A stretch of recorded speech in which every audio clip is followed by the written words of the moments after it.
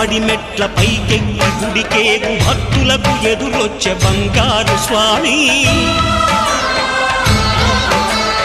ఇరుముడులు స్పృశించి శుభమనుచు దీవించి జన బృందముల చేరే జగమేలు స్వామి తన భక్తులనరించు తప్పులకు తడపడి ఒక పక్క ఒరిగెన ఓంకారమూర్తి